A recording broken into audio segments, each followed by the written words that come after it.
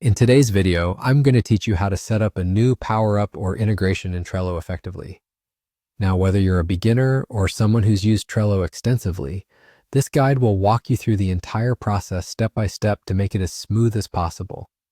To start, you'll need to go to Trello.com and log in with your credentials. This will bring you to your dashboard where you can see all your boards and workspaces.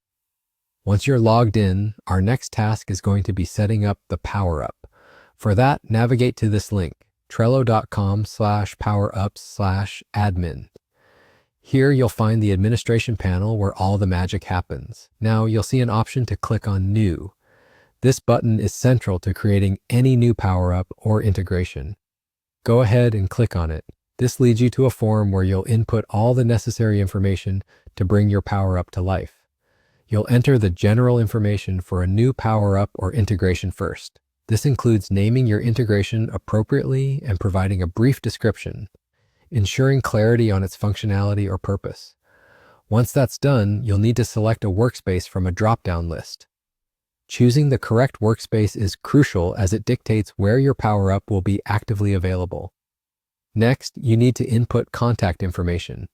This includes an email address where users can reach out if they encounter issues, and a support contact that can be a phone number or another email specifically for technical assistance. Be sure they're up to date and accurate to avoid any miscommunication down the line. One more field here is for the author's information. This might be you or your organization's details. Inputting correct author information is important, especially if you're developing this for widespread use. Now you'll come to the iframe connector URL.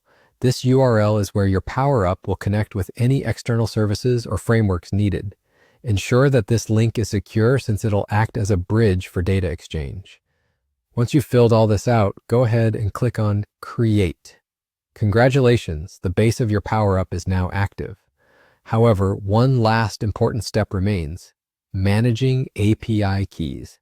Click on API Key. This is where you'll manage and generate keys essential for authenticating requests to Trello's API. You'll want to generate a new API key by clicking on Generate a new API key. This API key will serve as a critical component for any external calls your integration makes to Trello. Make sure to keep this in a secure place. And there you have it. Your new integration or power-up should now be set up and ready to test. Make sure everything works as intended and make any necessary adjustments. Thank you for following along and happy Trelloing.